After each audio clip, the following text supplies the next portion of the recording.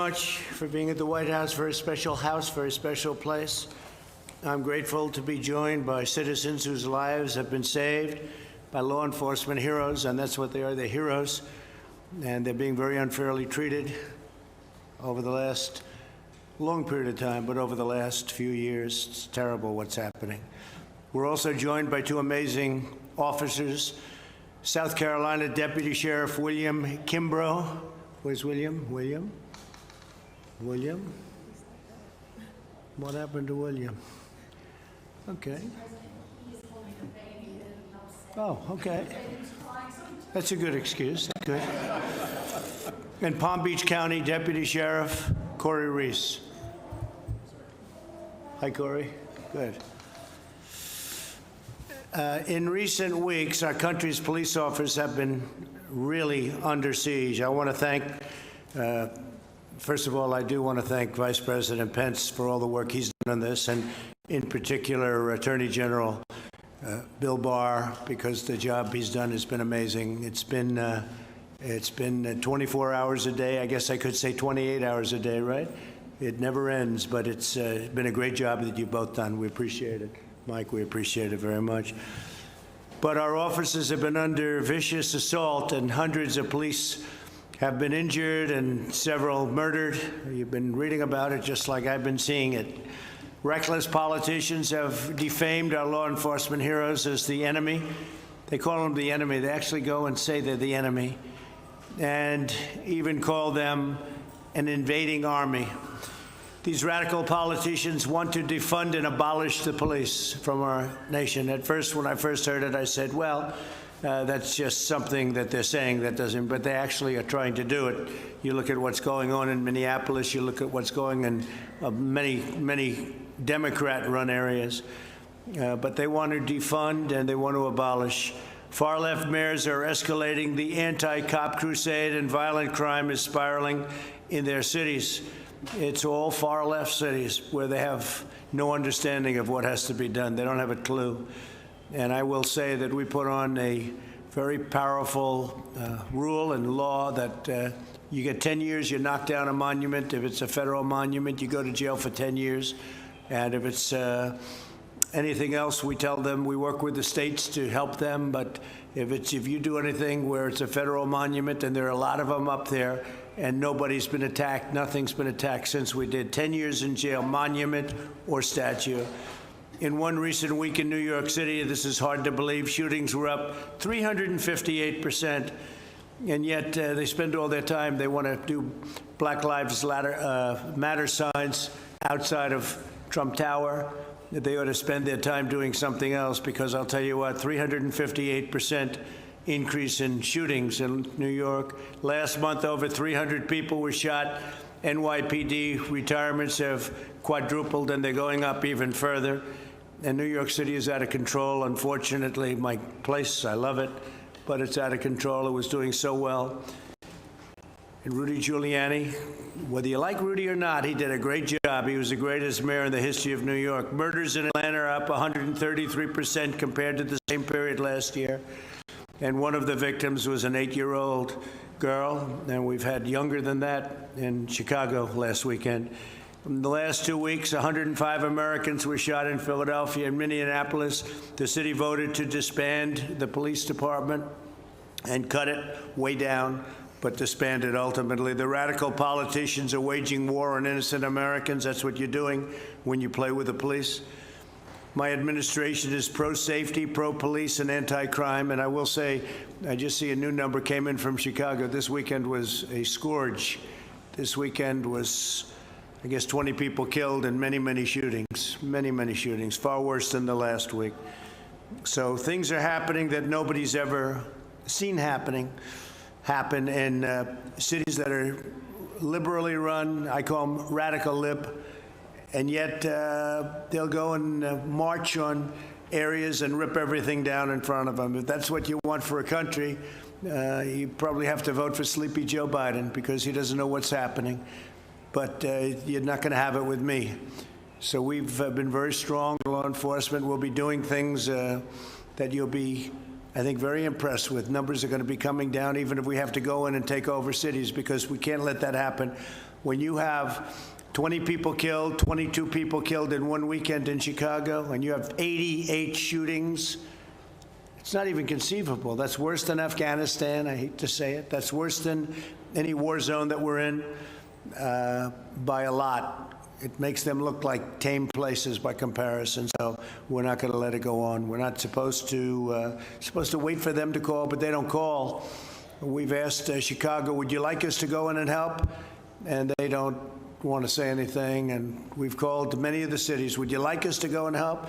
We've done a great job in Portland. Portland was totally out of control, and they went in, and I guess we have many people right now in jail, and we very much quelled it. And if it starts again, we'll quell it again very easily. It's not hard to do if you know what you're doing. So I just want to thank everybody for being here. I'd maybe ask Vice President Pence to say a couple of words, and then I'd like Bill Barr to say something, and we'll go around the room, okay? Thank you very much. Thank you, everybody.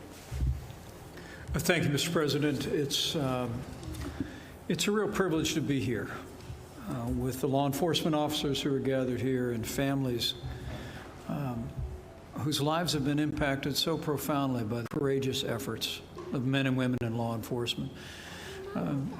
I can assure you that while some are talking about defunding the police under this president and this administration, we're going to defend the police. And we're going to back the blue, because we understand that while tragedies happen, and we'll always look for ways that we can improve public safety. And the president's taken steps and taken executive action to provide new resources to improve public safety and law enforcement around the country. I want to assure you that you have a president who knows what the people gathered around this table know, is that most of the men and women who put on the uniform of law enforcement every day are the best people in this country. They risk their lives every day to make a difference in our communities, just like they've made a difference in all of your lives. And so I want to thank you all. I want to thank you for being here at this, for this conversation, because the American people will greatly benefit by being reminded of the incredible contributions that our law enforcement community makes each and every day. And I appreciate your willingness to tell that story. Thank you, Bill. Thank you, Mr. President. First, let me say what an honor it is for me to serve under a president who is such a strong supporter of law enforcement. I've said repeatedly that, to my mind, there is no more noble profession in our country than serving as a law enforcement officer. The police put their lives and well-being on the line every day for us, and their jobs have never been more difficult than it is today. Today we suffer many unprecedented social ills. Kids growing up without fathers, alienated young, angry men, gangs engaged in the most brutal kinds of violence, increasing mental illness and homelessness, and a drug epidemic inflicting casualties beyond anything that we've experienced in a major war, and an increase in sexual assaults and child exploitation. You name it. And who is expected to deal with all of this? As other institutions fail and abdicate their responsibility, who is expected to stand their ground and pick up the pieces? The police are. And that's why I say their job, the job we ask them to do today, has never been more challenging. I believe it's important to understand that just like any other institution, there's always room for improvement. And over the past several decades, there's unquestionably been a lot of progress and reforms in policing that's improved policing and life for the officers, their families, and their communities. We have the most professional police in the world. Now, obviously, the event in Minneapolis was ghastly, and I haven't heard anyone attempt to defend it. And it has rightly brought about an urge to make sure we continue reforming and we finish the job. And I think that law enforcement understands and agrees that the concerns of the African American community regarding excessive use of force must be addressed. But we also have to be careful and not throw the baby out with the bathwater. And so extremist reactions like defund the police are trying to pull us in exactly the opposite direction of where we have to go. We have to give law enforcement more support, more training, and resources. And I think the executive order that the president signed last month strikes exactly the right balance. It's supportive of the police, and it also addresses legitimate concerns about excessive force.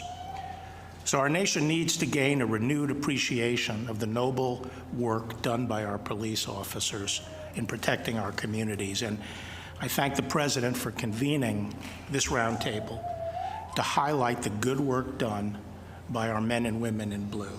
Thank you, Mr. President. Maybe what we'll do is we'll go around the room, and maybe you could introduce yourself and explain exactly what's going on. You have an incredible story, please. Hi, my name is Kamira Boyd. I'm from Charleston, South Carolina. Well, on June 11th, 2019, my baby started choking on breast milk. And the first thing I started to do was just run out the house and jump in the car. While leaving out of my neighborhood, Officer Kimbrough came. He was coming into the neighborhood, and he immediately pulled me over, and we immediately jumped out. And he just took her from my arms and proceeded helping her. And yeah, thank you. Saved her? Saved her. Really? Wow. You don't hear those stories. That's why I think it's important to have a meeting like this, a little different, and it's the meeting that we should have about 100 times out of almost 100. This is the one because the police do such a great job, and there's an example. That's fantastic. That's fantastic. And did you know the gentleman on your left? Come on, let's go. Let's tell that story, please. What do you mean, like? No, do you know? Do you want to go ahead? Please, yes, go ahead. Mr. President, Vice President, Attorney General Barr, thank you for having us here, other distinguished guests. My name is William Kimbrough. I'm from Charleston, South Carolina. I work for the Berkeley County Sheriff's Office. As Kamira was saying, on July 10th of 2019, while I was patrolling the unincorporated district of Summerville, South Carolina, I came across Kamira and her grandmother speeding in a car. I conducted a traffic stop on that vehicle, and as soon as those vehicles stopped, lady later identified it. Was it your grandmother, Kamira? It was my stepmom. Oh, your stepmom had jumped out of the vehicle and was frantic and said, my baby, she can't breathe. And I kind of stepped back and I said, what? And, you know, the rest was captured on my body cam video that's since gone viral. But as soon as I made entrance over, stepped up to Kamira, I instantly asked her for the baby, who is now my goddaughter. And godmom over there, Noni. Hi, Noni. Say hi, Noni. And so yeah, we've been blessed, and it's been a wonderful experience. Wonderful. Great job. Thank you. Well, that's what I meant when I kiddingly said. That's what I meant when I kiddingly said, you know the gentleman on your left, because you really know him. Okay. That's what I meant, and great job you've done. Thank you very much on behalf of all of us. And Kamira, congratulations. Thank That's you. great. Thank you for being here, Kamira. Thank you. Thank you. Thank you both. Please, go ahead. It was about 2 weeks ago. I was laying in bed with my other 3 kids, and, well, I forgot to introduce myself, sorry. Sarah Bohan, we have 4 kids, and we're from Roanoke, Virginia. I was laying in bed, and my sister happened to be home, and my husband ended up calling her and asking her to count how many kids were home. And she got up and looked inside of my boy Spencer's room, and he was not there. And his window was open. And so we instantly saw that he was missing. And he is autistic nonverbal and doesn't really have a sense of danger. So when he goes missing, it's like life or death. You gotta find him as fast as you possibly can. So we instantly called the police, and my husband rushed home from work, and they called the search dogs out. And within 12 minutes, they found him. He had ran up into the woods. someone had spotted him sitting in the middle of the road, and he pulled over, and they tried to get him to come to him, but of course he bolted and ran up into the woods. And following behind the dog, going in and out of the trees, it was actually really cool because I could imagine him doing that exact thing of going in and out of the trees and sliding down the creeks, and I'm sure he was having the time of his life because he was free. But we were able to find him, and the dog's ears perked up right when he was within 15 feet, and I yelled his name, and he sat down, and I instantly ran over to him, and we were able to carry him back, and he was safe, and the only thing he had on him was 4 ticks, so he was good. That's great.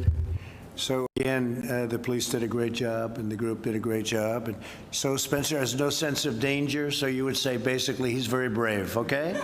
View it that way. Good. Thank you very much for being here. We appreciate it. Thank you. Brooke, please. Mr. President, thank you. I got to meet almost everyone. My name is Brooke Rollins. I have the extraordinary honor of serving this president as his domestic policy chief every day in this White House.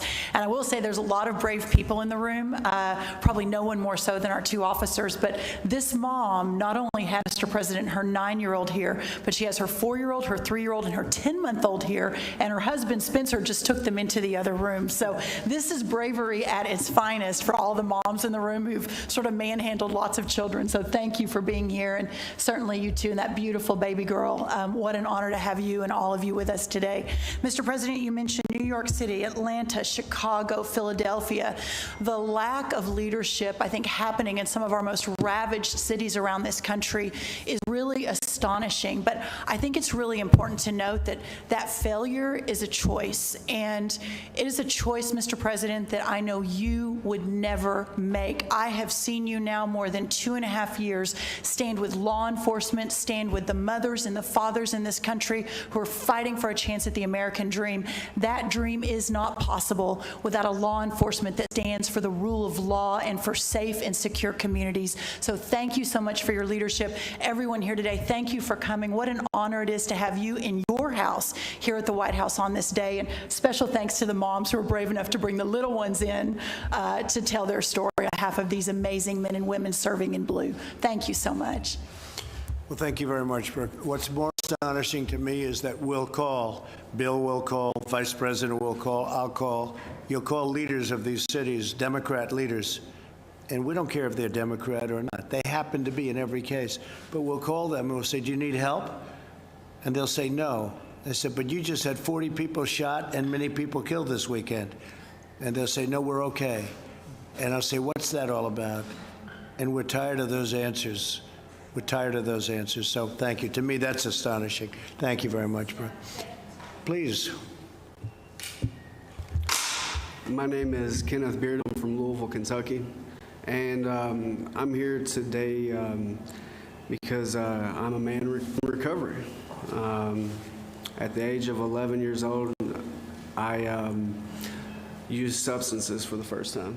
And by the end of that summer, I had overdosed 7 times already.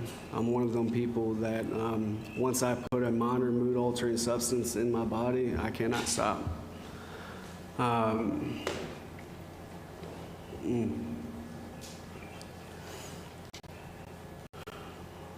did not stop using alcohol or drugs until the age of 24. And through that time, at the age of 11 to 24, I have overdosed over 30 times. And at least a dozen of them times I've had police officers there on site administering Narcan, saving my life. And my son would not have his father today if it wasn't for the police officers, the men and the women who administered that Narcan. And just that, my son gets to have his dad today because of that. And I get to help others along the way because of police officers, because of the people who have helped me along the way. And I'm truly grateful to be here. And how are you doing now then? So that's a lot of times that you had Yes, difficulty. so, How are you doing? I've got 6 years sober now, and I am one semester away. I'm one semester away from having my bachelor's degree in social work. I have a house. I have full custody of my son. I work for Addiction Recovery Care as a community liaison, helping other alcoholics and addicts get into recovery and providing support for them. I'm living my purpose and my passion. That's fantastic, Joe. Thank you very much. That's an equally incredible statement. You understand what you're doing now, so that's great. 6 years, almost 6 years. That's fantastic. Sorry. Good luck. We'll see you in, let's say, celebrate in 10, okay? We'll see you in 10. Yes, sir. So we'll see you in another 4 years, all right? That's fantastic news. Thank you very much. Appreciate it. Please. Good afternoon, Mr. President. Thank you so much for having me here today. Thank My you. name is Rhonda Norris. My story started when I was coming home from school one day. I teach. And I was broadsided in an intersection by a truck who ran a red light. I have no recollection of the accident. My first memory was a policeman reaching through the shattered window and checking for a pulse. And I was in and out of consciousness, and he continuously urged me to stay awake and stay with him. Very soothing, very calm, and was calling on his radio for an ambulance and first responders, which his being there sped up the process dramatically. He's the one who told me, we're going to put a sheet over you to cut you out of the vehicle. I couldn't move. I was trapped in the vehicle, and also my injuries made me incapable of movement. He also followed the ambulance to the hospital. He gathered up my personal belongings that he could find at the accident and brought them to my husband at the hospital and explained to him that I had regained consciousness. Stayed with my husband until the tests were done, and they said she's going to be okay. The most amazing thing to me about this state trooper is that he was off duty. He didn't have to do any of that. He was just happened to be at the scene of the accident and immediately responded and sped up my rescue, and I'm eternally grateful to him for doing that. Well, that's great. Thank you very much. It's an incredible story. So how seriously, how long did it take to recover? How bad was it? I missed 5 weeks of work. Still have some injuries that'll never go away, but I am very, very thankful to be here. That's a great job. Thank you very much. Appreciate it. Thank you. Thank you for being here. Please. Mr. President, I'm Perry Cleek, pastor of Lighthouse Baptist Church in Jonesboro, Tennessee. Good. And our church watched over the last few weeks as the way that our police officers were treated all over the country. And it was all over the news about how they are such, they've been demonized and disgraced and dishonored. And we got our heads together and thought, what can we do as a small church in a small town to honor police and to let our voice be known? Their voice is loud, that blame all this on police officers. The voice of small town America is seldom heard. So we just set up a little ceremony. We went through the chief of police and the public safety director, and we asked them if we could hold a public ceremony on the steps of the courthouse on Main Street in Jonesboro on July 4th at 11 o'clock in the morning and present each member of the Jonesboro Police Department with a check for $1,000. And we did that, and it shouldn't have, but it made national news. I think small towns all over America feel like we do, that we want our voice to be heard, that we love law enforcement, our local police officers, and if we can do something to support them and encourage them, then that's what we want to do, and we feel very good about what we did. Well, that's a great story. I thought you were going to tell me that they wanted to arrest you for giving them a couple of bucks, and they deserve it very much. But, I've heard the other end of those stories also. You're not allowed to do anything. And you're right about it. They've been, what the police have been going through over the last number of years, in all fairness. It's been starting, but it's never been like this, has it? It's never been like this. It's crazy. It's crazy. They'll find out. It'll go the opposite direction, unfortunately, at some point. It'll go absolutely opposite when they see, and you're going to have some defunding and abolishing, and you'll see numbers like nobody would ever believe. And they're going to say, let's get our police back as soon as we can. right? But that's great what you just said. That's a fantastic thing. Yes, sir. We were thankful that it's a small town and a small police department. It was only 23 employees. So it wasn't that big a hit. That's but a lot. It was a blessing to them. That's a lot. Good job. Thank you very much. Mr. President, I've already heard, I got a note written to the church that didn't identify the officer, but said I'm an 83-year-old widower. And one of the officers brought by a sum of money and gave to me to put back to pay my utility bills this winter, and told me it was a gift from Lighthouse Baptist Church. That's what one officer, and it's just a week ago, but that's what one officer did with that gift that we gave. That's great. Great stories. Thank you very much. Appreciate it. Thank you, Mr. President. Thank you. And Mr. Vice President, for having us. My name is Debbie Wisner. I'm local. I live in Maryland. And my story's not very dramatic. It's just one that my purse was stolen. My purse. People have it happen to them. My credit cards were canceled. And my cell phone, we put a special note on it that said, if found, please call this number. Nothing came of it. A couple nights later, in the middle of the night at midnight, the phone rings, and it's a gentleman says, I found your phone. I have your phone. Would you offer a reward for it? And I said, of course. And my husband said, are you nuts? And he said, I'll bring it to you. I gave him my address and hung up the phone and called our police department, because that's who we turn to when there's a situation. My husband had another idea. He wanted to do something else, but I said, no, we're going to let the police do this. There's no shooting tonight. So the police came. They gave us their cell phone number. They went away around the corner, and they said, when he pulls up, give us a ring. We'll be there. Sure enough, he pulled up. He comes out of the car. It's 2 o'clock in the morning now. And the police, 2 squad cars were there immediately, which is what we need in our communities. Right. And they checked him out. He did, in fact, find the phone, and I gave him a reward and thanked my police officers, and I'm grateful that we have community policemen that are willing to come at 2 in the morning and do this silly thing. That's great. Thank you very much. Thank you. 2 in the morning. Why did he? That's a strange time. So you found him to be okay, even though he came at 2 in the morning? He came at 2 in the morning, but so were our policemen. Yeah, no, they were there. And that's the only reason That's we were great. okay with it. Good. Thank you very much. Thank you. Really nice. Please. Mr. President, thank you so much. It's an honor to be here. I, like many others, we support you in supporting our law enforcement officers and providing safe communities. Thank you, Mr. Vice President, for being here as well, your hard work. And obviously to the Attorney General Barr, thank you. And to law enforcement officers that are here and their families, and to your staff, Mr. President. Although it shouldn't matter, Mr. President, I'm kind of a unique bird, if you will. I'm a Democrat. I'm an elected official. I'm African American. I have 8 years or 12 years of experience in the Georgia House of Representatives, 8 years as county exec.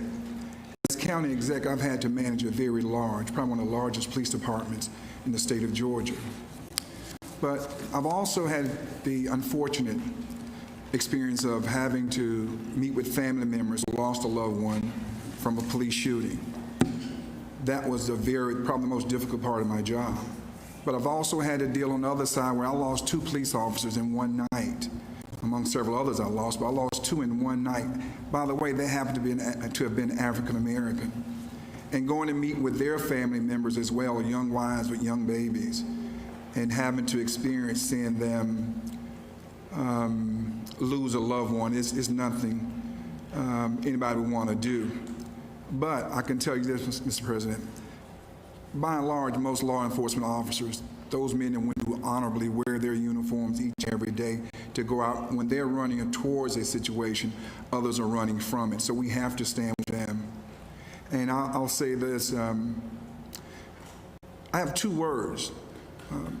We need more funding for police officers, not less funding. And here's why I say that.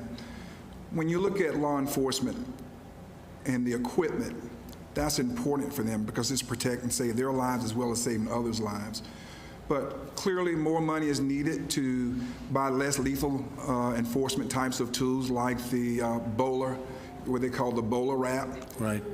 We also need resources for them. Officers usually, almost always, only get the psychological exam prior of being hired. It's part of the examination of getting hired.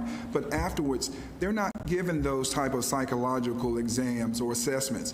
And when you look at them, they've been on, let's say, the beat 4 or 5 years nonstop, and the number of calls they're getting, the number of situations. That's the way we can detect, are they burned out? Do we need to put them somewhere else? That's important. And finally, Mr. President, community policing is important, that relationship, that trust, being fair, but enforcing the law. And most people, including black people, they want law enforcement to be out there enforcing the law. I think people just want it to be, they want them to be fair, they want them to be swift in justice. And we lost a baby girl too in Atlanta, 8 years old, and it wasn't to a police officer. More people have died from the protests of Black Lives Matter than prior to that. And so sometimes it's hypocritical. It's almost as if some black lives matter, but all black lives should matter, and all lives should matter. And so I thank you, Mr. President, for what you're doing. Thank you. And I stand solidly with you. Thank you very much. Appreciate it. Beautiful. Please.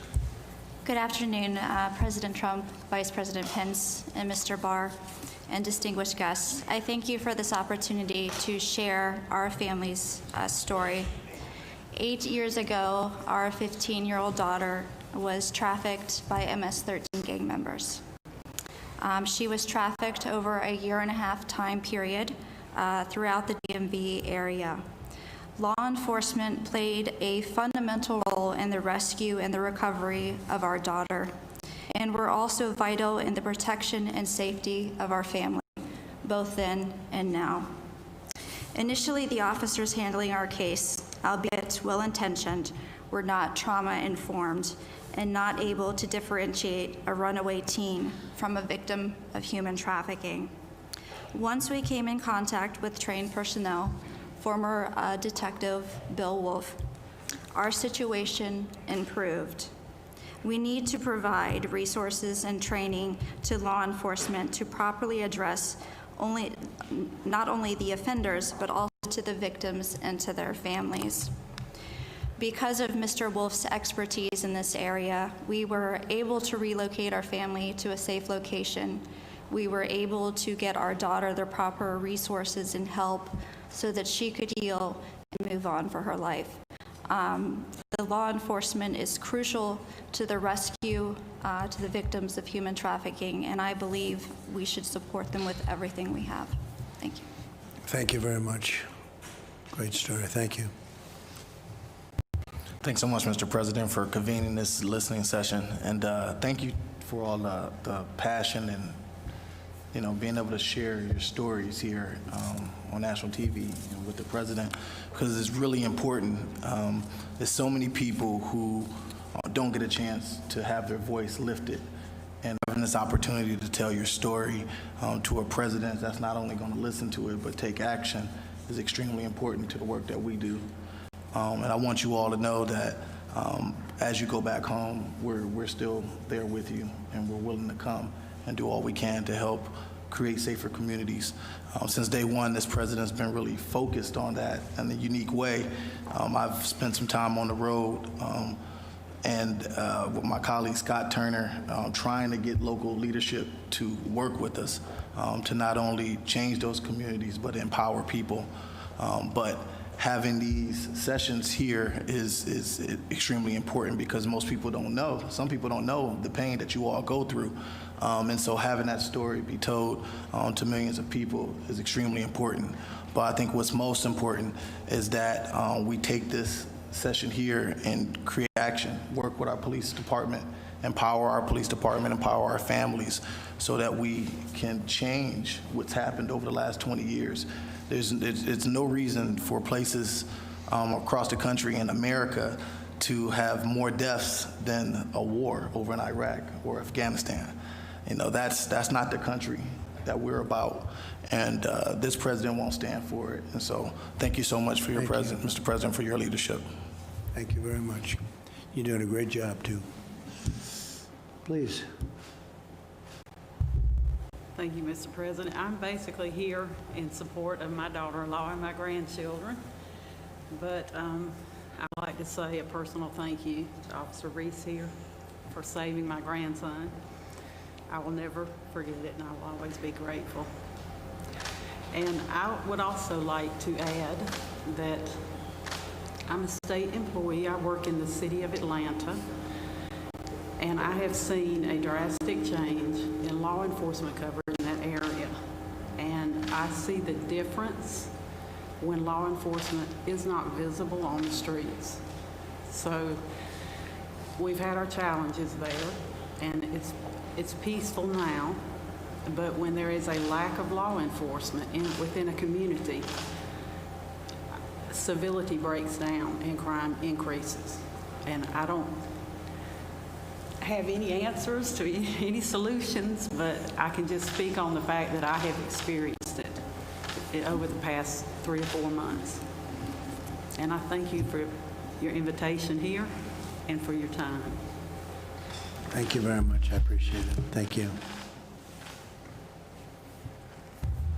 First of all, Mr. President, Vice President, Attorney General, thank you very much for inviting me here today. It's truly an honor to be here. I'm Deputy Corey Reese with Palm Beach County Sheriff's Office. I have been a deputy there for going on 3 years now. Last month in June, I was staying with my wife at a Hampton Inn in Tampa, off duty, of course. I work in Palm Beach County, this is Tampa. We were in the room relaxing, and I could hear a lady in the hallway screaming for help. And so I went outside to see what was going on, and the young lady to my left here was on the floor clutching the child in her arms. She was screaming for help. The child was crying, and there was a man standing above them grabbing at her and the child.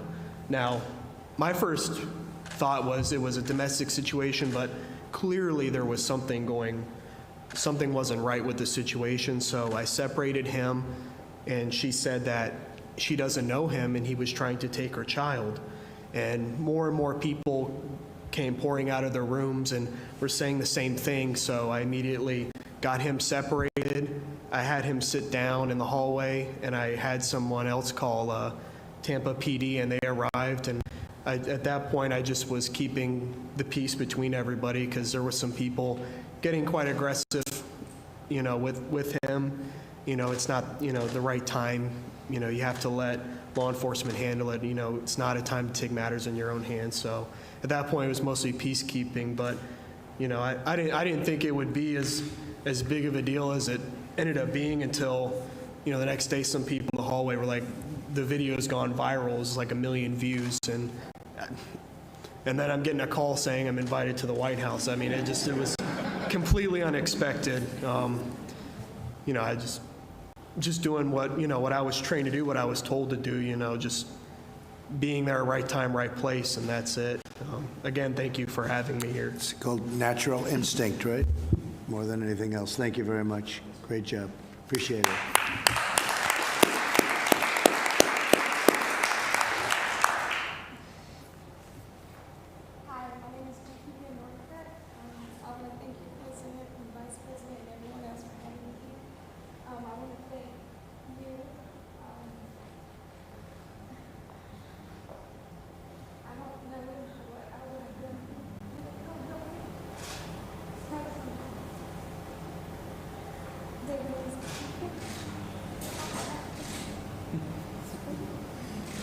It's not too fun. We're still dealing with it. I don't really want to speak on the case because it's still open. But the main thing I wanted to address was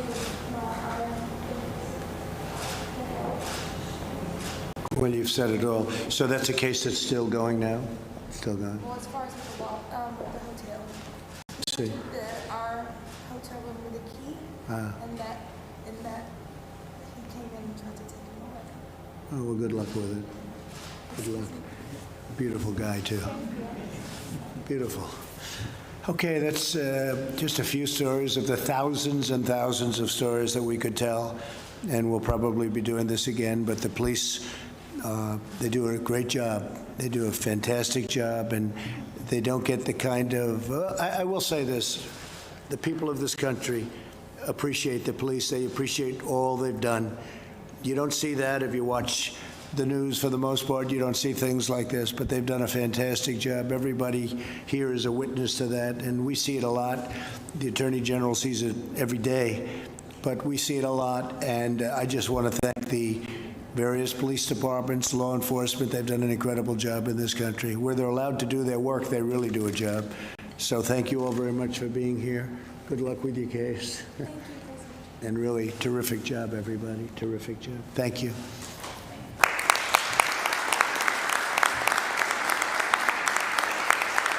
Would anybody from the media like to ask anybody a question here? Steve, go ahead, please.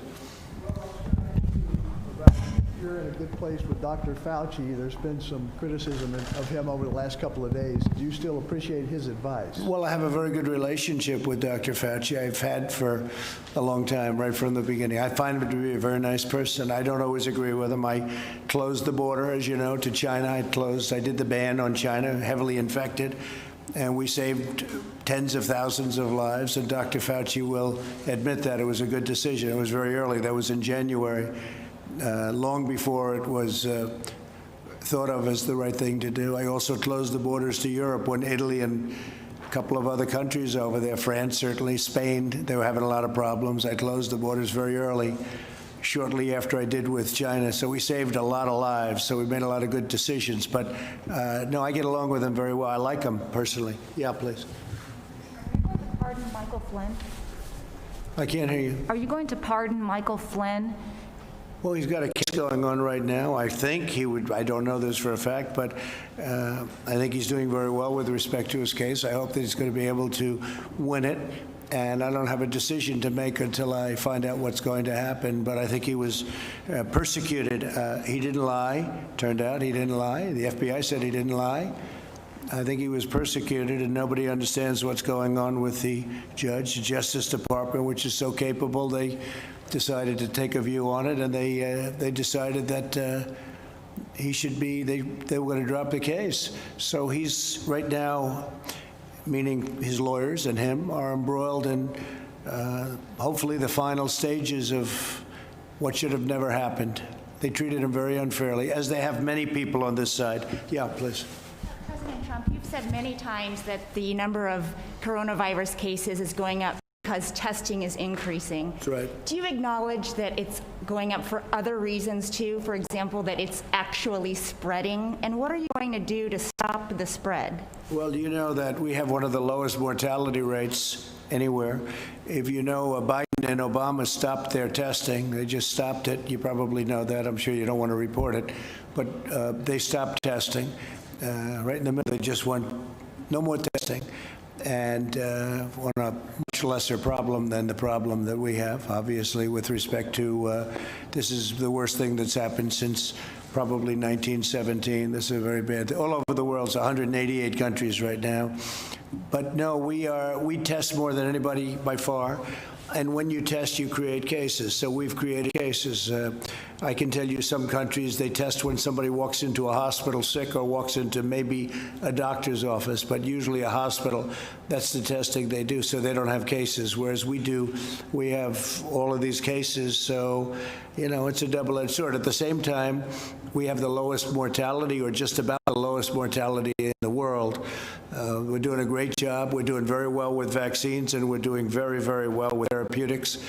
And I think we're going to have some very good information coming out soon. But we have the best and certainly the biggest, by far the biggest testing program anywhere in the world.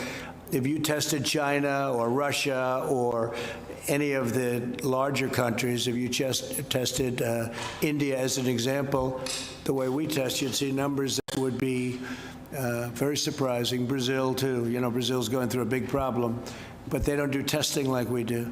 So we do the testing, and by doing the testing, we have tremendous numbers of cases. If we didn't do the, as an example, we've done 45 million tests. If we did half that number, you'd have half the cases, probably around that number. If we did another half of that, you'd have half the numbers. Everyone would be saying, oh, we're doing so well on cases. But when I see it reported in the night, you can check me out on this. I mean, they're always talking about cases, the number of cases. Well, it is a big factor that we do. We have a lot of cases because we have a lot of testing, far more than any other country in the world. And it's also the best testing. Yeah, please. The federal government is set to resume federal executions for the first time in more than a decade, potentially as soon as a couple of hours from now. Are you monitoring the last-minute appeals on that case? Well, I think what I'm going to do is allow that to be answered by our Attorney General. Do you mind, Bill? Yes, sir. We obviously monitor the appellate process. And Mr. President, have you given any consideration to using your clemency powers to stop these executions and commute them to life sentences? Well, I've looked at it very strongly, and in this particular case, I'm dealing with Bill and all of the people at Justice, and it's always tough. You're talking about the death penalty, but when you talk about people that did what this particular person did, that's tough also.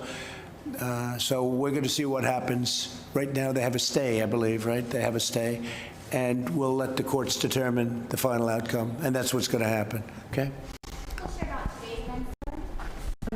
You're asking Americans to have full faith in law enforcement. How do you respond to critics who say you undermined your own federal law enforcement agency, the DOJ, when you commuted the sentence of Roger Stone? Well, if you look back on it, this was an investigation that should have never taken place. You have guys like Comey, you have McCabe, you have Strzok, you have his lover Lisa Page, you have all of these people running around, you have Brennan and Clapper who lied to Congress.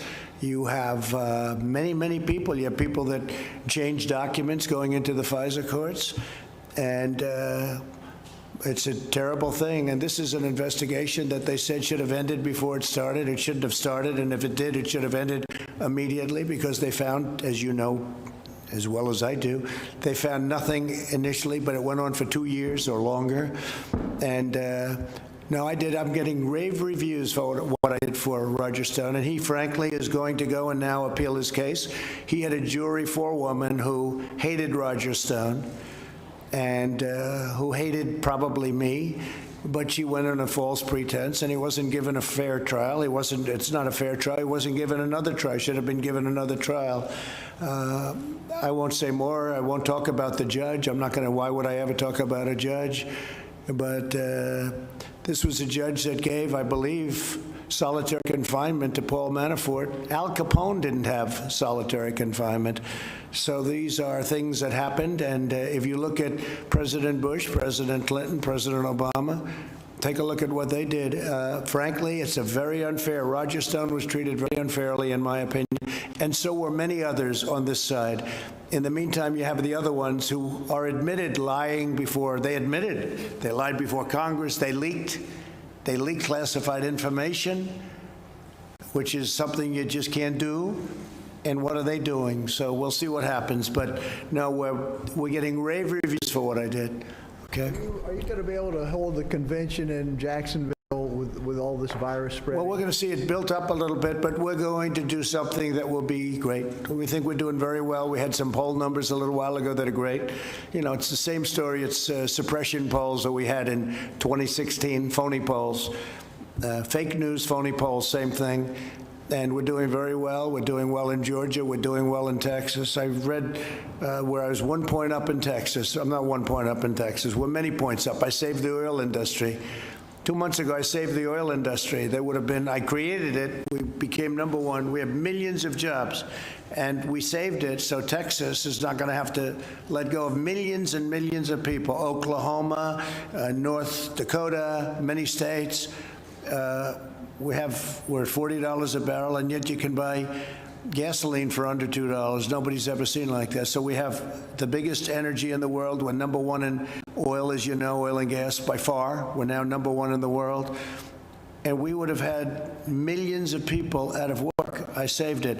And then they say I'm leading by 1 point in Texas. They said it last time, too. They said Texas is too close to call. This was like 3 months before the election. And then I won Texas in a blowout. They called it the minute the polls closed. They said that about Utah. They said that about Georgia. They said the same thing.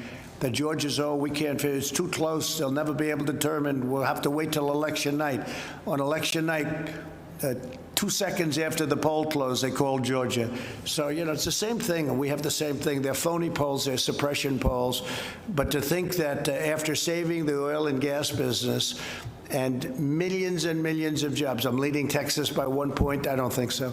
Go ahead. Is the China phase one deal still intact, or is it? Do you see it in jeopardy? It's intact. It's intact. But I think what China has done to the world with what took place, the China plague, you can call it the China virus, you can call it whatever you want to call it. It's about 20 different names.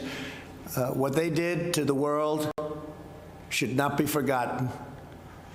But it's intact. They're buying. Whether they buy or not, that's up to them. They're buying. Yes, President, Los Angeles just announced that they are delaying the opening of their schools. New York already said they were going to delay them. Other school districts are giving parents the choice whether to send their kids to school or not. What do you tell parents who look at this, who look at Arizona where a school teacher recently died teaching summer school, parents who are worried about the safety of their children in public schools? Yeah, schools should be opened. Schools should be opened. If these kids want to go to school, you're losing a lot of lives by keeping things closed. We did the right thing. We saved millions of lives. We saved millions of lives when we did the initial closure. Had we not done what we did, we would have had Mike and I were talking about it before, 2 to 3 million lives lost. But we did that, so we're at about 135,000, and we'll be at somewhat higher than that by the time it ends.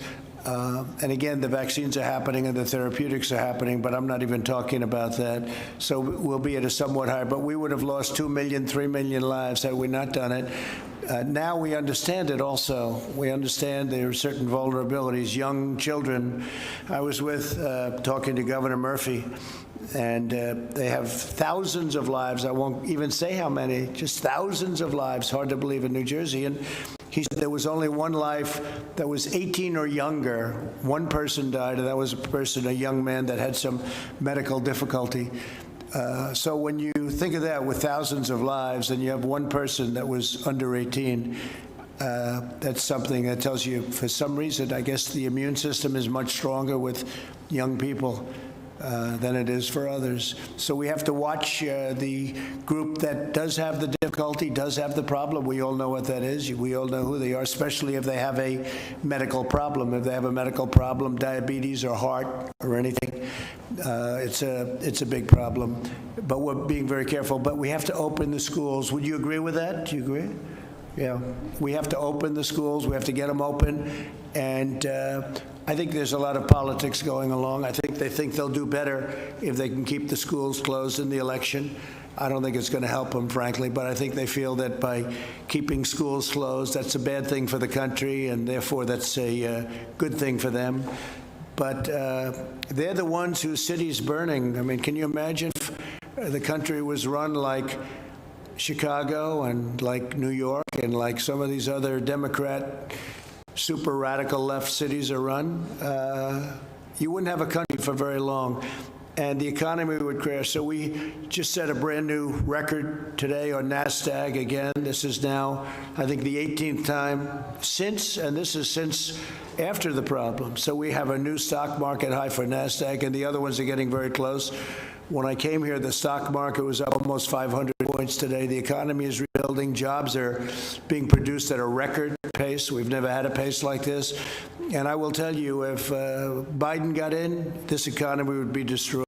You know, he was in office for 48 years, and what he did was not great. Almost every decision was a wrong decision. And now he's going to come in and try and help us. We didn't need any help. We built the greatest economy in history, greatest economy we've ever had, the greatest economy the world has ever seen. And then the plague came in from China, and we did the right thing. We had to close it down. Now we're opening it up. He can't do it. He doesn't have the capability to do it. Thank you all very much. I appreciate it. Thank you. Good luck with everything. Thank you. Thank you. Appreciate it.